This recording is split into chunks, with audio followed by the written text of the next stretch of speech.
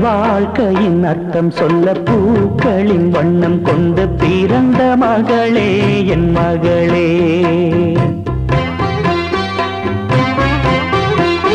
நான் வாழ்ந்தது கொஞ்சம் அந்த வாசத்தில் வந்துதித்து உயிரில் கலந்தா என் உயிரே.